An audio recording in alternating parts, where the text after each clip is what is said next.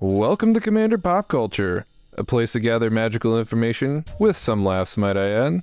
Everyone, it's the second video of covering Wild's Eldraine spoiler season. Today's officially the first day. Yesterday was just the, pre-season spoilers and leak. I'm looking forward to seeing what's in store for us today, because yesterday was pretty awesome. I know that a lot of the pre-season stuff came out way earlier, but I don't like to influence my opinions on things based on looking at stuff way before ahead of time, and it also segues into the actual spoiler season really nicely. So here we go. First off, we got Will, Scion of Peace. 2/4 for 3 mana with Vigilance. It has a tap ability where it makes spells you cast this turn that are white or blue cost X less to cast, where X is the amount of life you gain this turn. Very interesting. I like that you can string multiple spells together with this. It's not just the first spell you cast, it's every spell you cast the moment you activate this in that turn. You could take some serious advantage of this. I don't think there's a whole lot of white-blue life-gaining archetypes out there, and I kind of like it, seeing it branching out. Obviously, white does that really well. I don't know if blue does it entirely too greatly. Like, I know there's a couple, like a blue-white spirit that draws you a card and you gain a life. Seems perfect, so I'm very interested to see where this card can go. Rowan, Sign of War. It's pretty much the inverse of Will, only it's red-black, and also reduces cost, and it's based on the amount of life you lost that turn. So basically two sides of the same coin, I would say. Only she has menace and she's a 4/2. Way more aggressive in terms of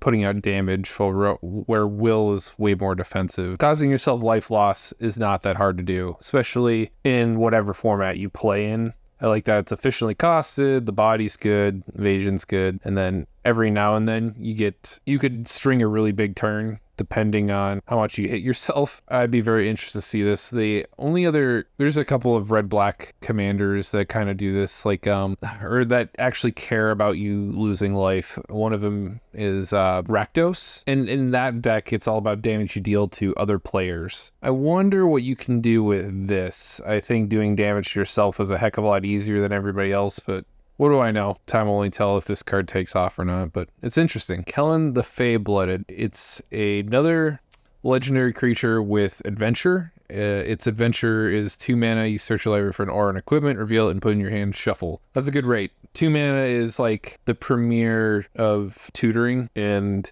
you don't get a whole lot of those, and it lends itself to the Burrow strategy really well. It's all about making one big Voltron attacker, and the fact that you could get any aura or equipment. I like that you get one or the other, because I think most Voltron decks, they either do auras or they do equipment, and equipment's a little more popular because it's more resilient. If the creature dies, the equipment typically don't go away either. But in auras, it's a little more riskier, because obviously if the creature it's enchanted to dies, they go away too. So you get kind of like 2 for 1, or 1 for however many auras you have on it. But I still like the flex.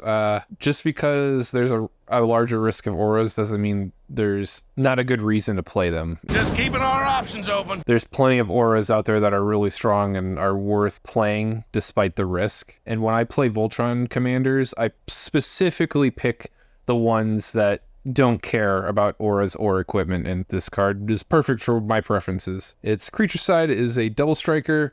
Other creatures you control get +1/+0 for each aura and equipment attached to itself. Ooh, it's kind of it's a unique Anthem effect. I don't see that bottom block of text being all that important in most Voltron commanders, because you gotta pick one or the other. Either you're having a wide board or you're having one really big creature. You shouldn't go both. I highly don't recommend you start filling your deck with creatures just so you could get a sweet Anthem effect. But if you could put equipment in your deck that generates bodies, that'd be kind of fun and cool, where it just kind of feeds into itself. I think I might give that a try if I was to play this. And then this is the full art version, way cooler looking. Definitely think it's worth at least owning a copy of. Just be careful with how you build it. honestly take up my recommendation. You either go wide or you go tall, and if you're tutoring for equipments and auras, you should probably go tall. A Reed of Charmed Apple, another legendary creature that's Orzhov. Each creature that's enchanted by an aura you control can't attack you or a planeswalker you control. At the beginning of your end step, each opponent loses life and you gain life, where X is the number of auras you control. I think a cool way that you could probably play this is you play auras that enchant your opponent's stuff, because then A, they can't hurt you, and then B, you're draining everybody for that enchantment being in play. And there's plenty of other debilitating, like neutering auras that are in whites, like Pacifism is like a simple, cheap aura that does exactly what you want to do in this deck. So I like the direction that this has, and I'm looking forward to trying it out myself. Unnatural Growth. Honestly, it's not mine. I feel like this is a reprint. At the beginning of each combat, double the power and toughness of each creature you control until end of turn. Yeah, this is a reprint. It's getting a facelift. It looks a lot cooler than its previous iteration. I think it was Midnight Hunt. Lo and behold, I was right.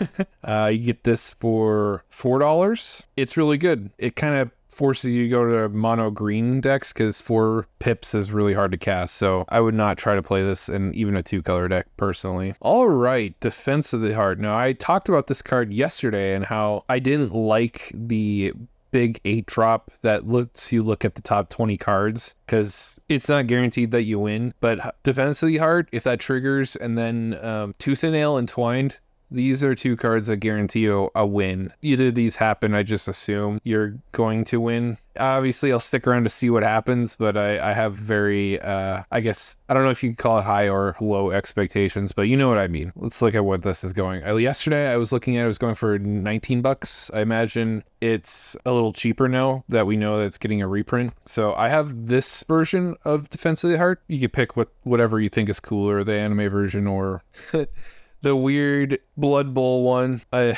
think I'll stick with the Blood Bowl one. I'm in no rush to pick up this version, but if you don't have a full art copy, then why not? Sneak Attack. I don't like the art style on this. It just looks weird. It's not my cup of tea, but the card itself is very powerful. It lets you cheating creatures for a turn, and the beauty of Sneak Attack is the creatures go to your graveyard. Most of these effects, they get exiled or bounce back to your hand.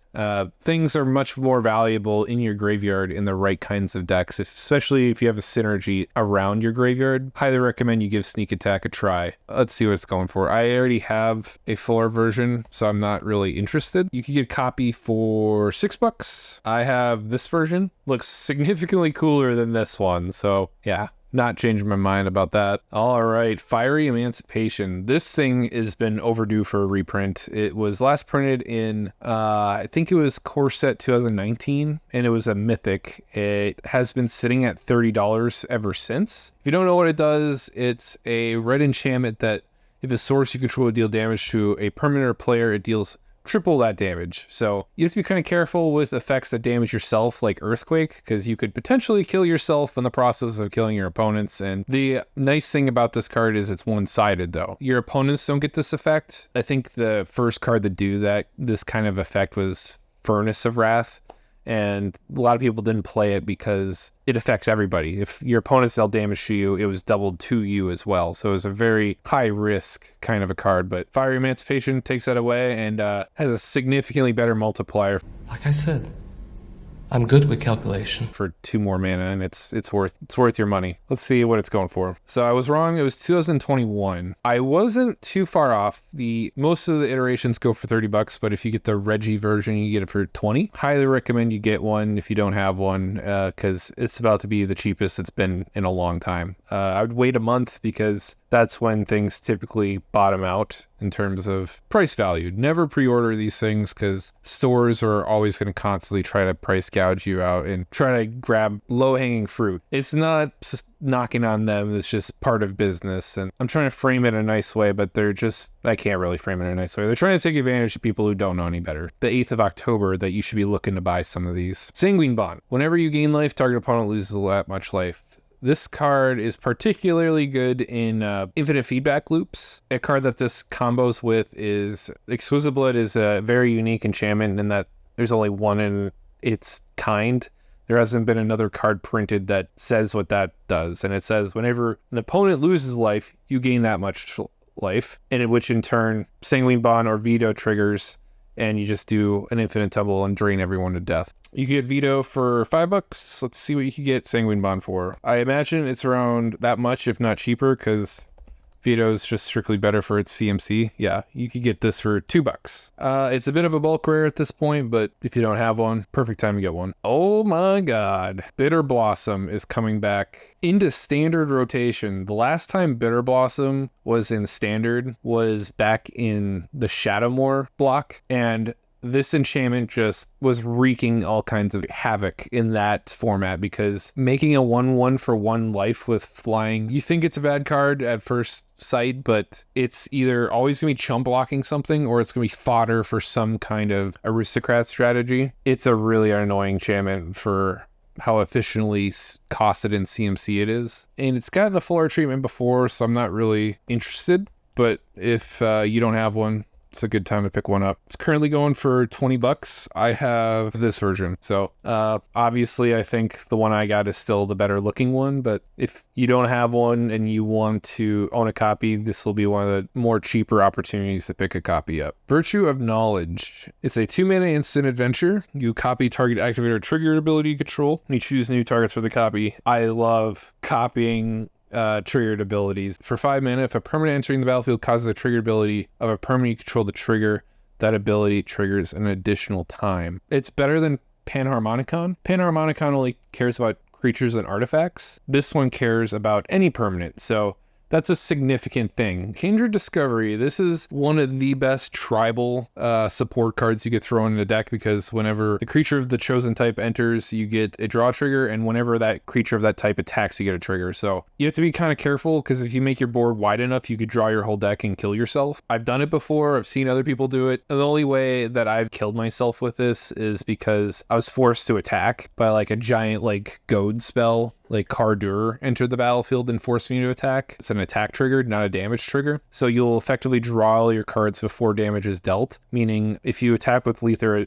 attackers, it won't matter because you'll die to the draw trigger before damage is even dealt. There are no other cards like this in Magic, hence why its cheapest version is $14. This full art, semi-full art version is looking pretty sweet though. I'm interested in getting a copy for myself. More full art version that's anime. I prefer these full art versions because it uses the whole card from top to bottom. Let me know in the comments below what you think about that, because I just think it's kind of lame that it's almost full art and then you just have to include these weird border adornments that I'm not all too like keen on. Honestly, if this was full art and didn't have this border stuff, I'd prefer this over the anime versions for sure. This makes me think of that music video. One more time, we're gonna celebrate. Oh yeah, alright, don't stop the dancing. Land Tax. This is a weird card in that it just got a printing in Commander Masters. You get a copy for $23. I think this card is overrated. That's my hot take. A lot of people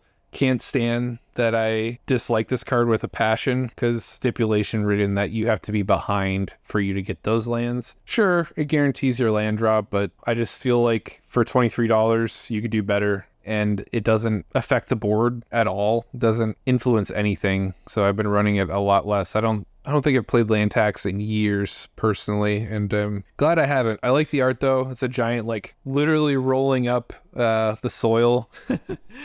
It's a good flavor for this card. I guess I can't really endorse people to buy this card because I personally don't run it and I don't recommend anyone to play it. Farsight Ritual has Bargain. It's 4 mana. Top 4 cards of your library. If the spell is Bargain, look at the top 8. Instead, put 2 of them in your hand and the rest on the bottom of your library in random order. I like these card selection cards. I just feel like there's a bunch that have came out before this that are just strictly better. It's kind of like whatever to me. It seems like to be the flavor, like that black card from yesterday's video. Every set seems to include one of these types of effects. I don't want to say that it's oversaturating, but like I don't have room for these kinds of cards in my decks, so I don't have room for this. I run the one with Delve, but that's about it. We have Spreading Seas. This is really popular in blue control decks in Modern or other formats because it cantrips off of itself and it neuters a land. It turns a land into an island, meaning it produces only blue. And if you're playing a non-blue deck, it's a useless land to you. It could only be used to pay generic costs. But if you do that on the key lands, you could disrupt someone's game pretty badly. It may look unassuming right now, but I assure you, it's pretty freaking annoying. Let's see how much it's going for. Get a copy for 72 cents. Laser death ray bargain bin. I don't have this nice of an art version, so I'm definitely going to pick it up. Maybe an uncommon, but it's quite powerful for what it does. Lich Knight's Conquest. Sacrifice any number of artifacts, enchantments, or tokens.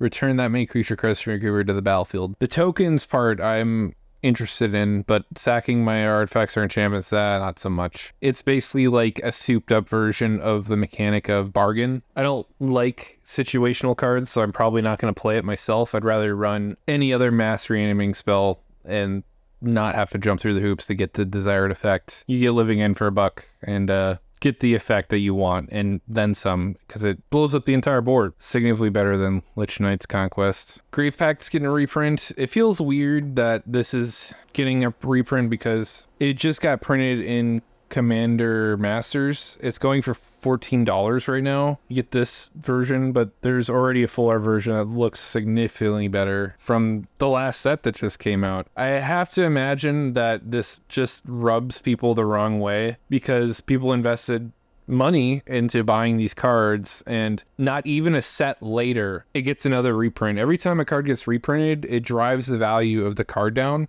So basically people will feel like they got suckered for buying cards at a higher price point, when if they just waited even a little longer, like my suggested of a month, you'll get a fairer price. But now it's even a drop even lower because it's coming out again. Oppression. Whenever a player casts a spell, that player discards a card. This is one of my all-time favorite enchantments that are played in stacks. You get a 7th edition for $12.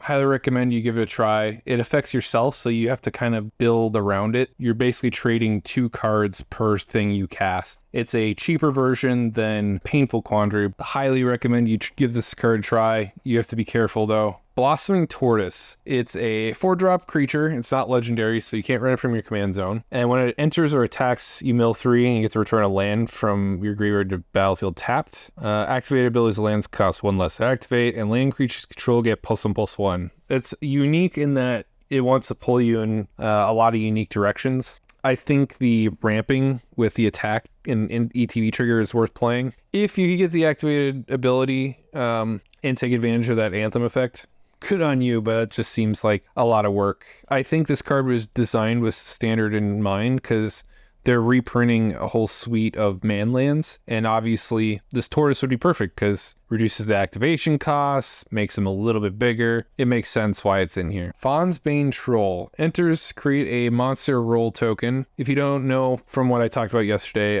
the roll tokens are auras. And roll is the keyword ability, while the modifier that comes before it is different based on each card. It's going to be a nightmare to track all that in play and remember where everything is. Basically, most rolls specifically say you could only have 1 roll attached to it, while others, like this one, doesn't care. It only says it gets +1/+1 and trample. Its other ability is you could sack an aura attached to Fawn's Bane Troll. It fights a creature you don't control. If that creature would die, exile it instead. It's a 5-mana removal spell. I don't really have a whole lot of interest in this card. Might be fine in a 60-card format, but not so much a commander. Sir Ginger, the Meal Ender. 3/1 for 2 mana. It's legendary. Has trample, hexproof, and haste as long as an opponent controls a planeswalker. Whenever another artifact controls is put in the graveyard, you get to put a counter on it and scry 1. You can sack it to gain life equal to its power. Useful for applying pressure to planeswalkers. I think this is like a sideboard card in 60-card decks, but I don't see this being played in Commander that much. Tell me, or I'll... No, not the buttons! Not my gumdrop buttons! All right then, who's hiding them? The Goose Mother. Enters with X counters on it. When it enters the battlefield, create half X food tokens rounded up. When the mother attacks, you may sacrifice food to draw a single card. It's no Hydroid Crisis.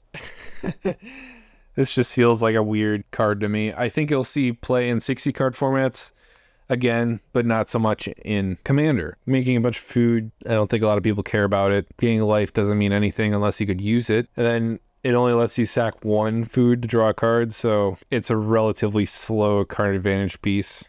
I'm not a big fan of it personally. It's a uncommon legendary creature, so I think it's worth talking about. Enters, return a creature or enchantment from your graveyard to your hand. Whenever an enchantment you control is put in a graveyard from battlefield, put a +1/+1 counter on this creature and scry 1. I don't like that it puts it in your hand, and you could size her up by letting enchantments go to the graveyard, so it's kind of a slight saga kind of a theme to it, but I'd probably pass on this one personally. Another legendary uncommon. Look at the top card of your library anytime. Once each turn, you may cast an instant or sorcery from the top of your library. It's got a big butt, 2/5 per 4 mana. That rate's good, and sometimes getting card advantage from casting stuff from the top of your library is good. If you're playing Spellslinger with a ton of instances, there's a lot of good value in this. Greta's Sweet Tooth Scourge. Create a food token on ETB, and then you have the option to sack a food to put a +1/+1 on it, or you could pay black and sack food and draw a card and lose a life. Your card slots are important, so I wouldn't run this. Sir Armand to the Redeemer. When it enters, create a monster roll token. We already talked about that.